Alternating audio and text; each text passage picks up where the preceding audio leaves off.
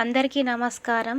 రాఖీ పౌర్ణమి కథ, అన్నా చెల్లెల అనుబంధం వెనుక ఉన్న పురాణ కథల గురించి తెలుసుకుందాం.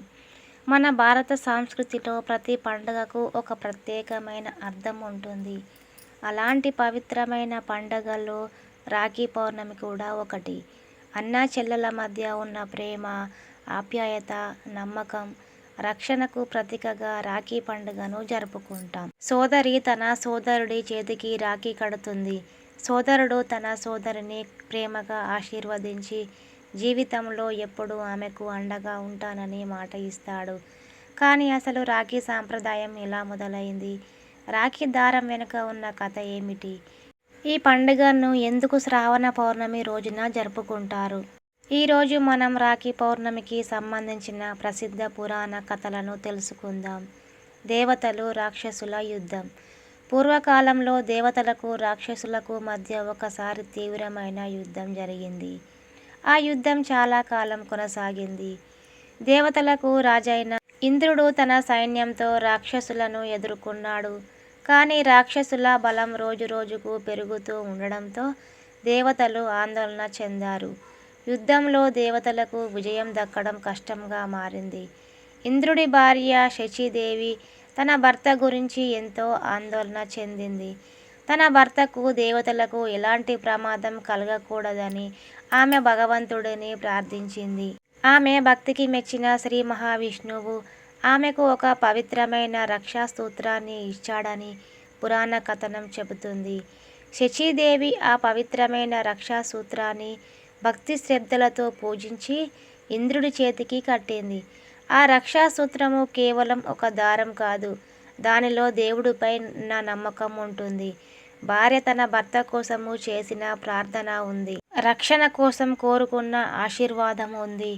ఆ రక్షా సూత్రాన్ని చేతికి కట్టుకున్న తర్వాత ఇంద్రుడు ధైర్యంతో యుద్ధరంగంలోకి వెళ్ళాడు.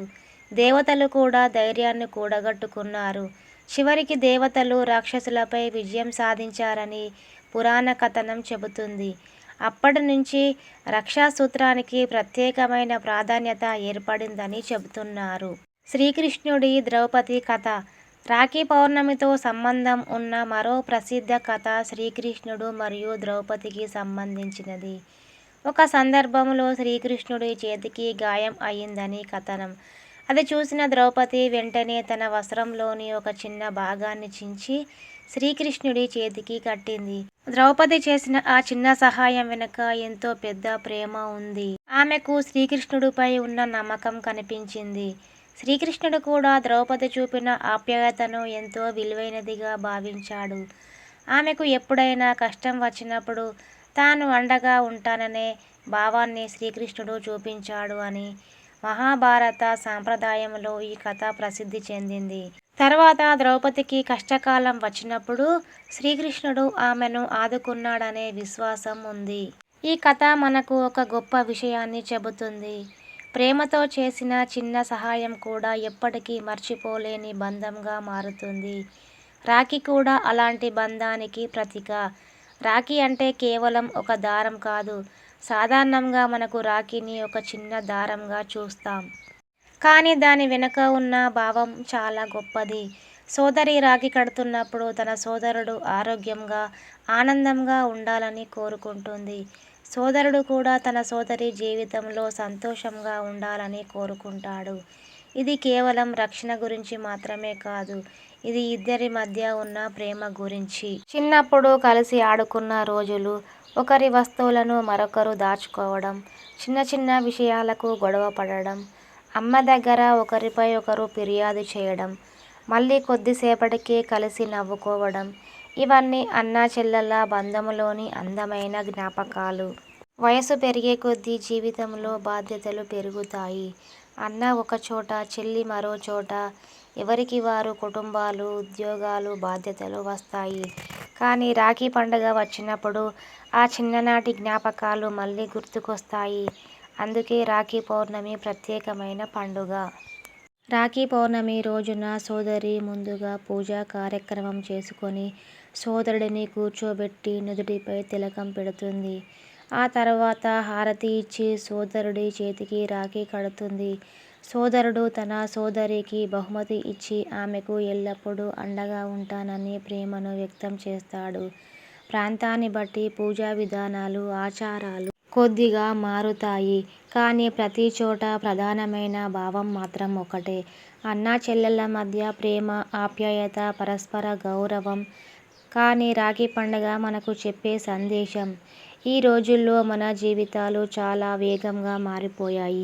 అందరూ తమ తమ పనుల్లో బిజీగా ఉంటున్నారు. కుటుంబ సభ్యులతో మాట్లాడడానికి కూడా సమయం దొరకడం కొన్నిసార్లు కష్టంగా మారుతుంది. అలాంటి సమయంలో రాఖీ పౌర్ణమి మన కుటుంబ బంధాలను గుర్తు చేస్తుంది. సోదరి సోదరుడికి రాఖీ కట్టడం ఒక ఆచారం మాత్రమే కాదు, నువ్వు ఎక్కడ ఉన్నా మన బంధం ఎప్పటికీ అలాగే ఉంటుంది అని చెప్పే ఒక ప్రేమపూర్వక గుర్తు. సోదరుడు కూడా తన సోదరికి అండగా నిలబడడం అంటే కేవలం బాధ్యత కాదు, అది ప్రేమ, అది అనుబంధం, అది కుటుంబం మీద ఉన్న గౌరవం. చివరగా రాఖీ పౌర్ణమి మనకు ఒక అందమైన సందేశాన్ని ఇస్తుంది. జీవితంలో మనం ఎంత దూరం వెళ్ళినా, ఎంత పెద్దవాళ్ళమైనా చిన్ననాటి బంధాలు మాత్రం మన మనసులో ఎప్పటికీ ప్రత్యేకంగానే ఉంటాయి. ఒక చిన్న రాఖీ దారం ఆ బంధాన్ని గుర్తు చేస్తుంది. అందుకే రాఖీ పౌర్ణమి రోజున రాఖీ కడుతున్నప్పుడు కేవలం దారాన్ని మాత్రమే చూడకండి, ఆ దారంలో ఉన్న ప్రేమను చూడండి, ఆప్యాయతను చూడండి. చిన్ననాటి జ్ఞాపకాలను గుర్తు చేసుకోండి, కుటుంబం విలువను గుర్తు చేసుకోండి. రాఖీ దారము చేతికి కడదాం, కానీ దాని బంధం మాత్రం మనసుకు కడదాం. ఈ పవిత్రమైన రాఖీ పౌర్ణమి సందర్భంగా ప్రతి అన్నా చెల్లెలు ప్రేమగా, ఆనందంగా, ఆరోగ్యంగా ఉండాలని మనస్ఫూర్తిగా కోరుకుందాం. మీకు ఈ రాఖీ పౌర్ణమి కథ నచ్చితే వీడియోని లైక్ చేయండి. మీ అన్నా చెల్లెలకు, కుటుంబ సభ్యులకు ఈ వీడియోను షేర్ చేయండి. ఇలాంటి పండుగల కథలు, పురాణ విశేషాలు, ఆధ్యాత్మిక విషయాల కోసం మా ఛానల్ను సబ్స్క్రైబ్ చేయండి. మరో మంచి కథతో మళ్ళీ కలుద్దాం. అందరికీ రాఖీ పౌర్ణమి శుభాకాంక్షలు. ధన్యవాదాలు. మీ పల్లెటూరి కవిత పక్క. శ్రీకృష్ణ అర్పణమస్తు.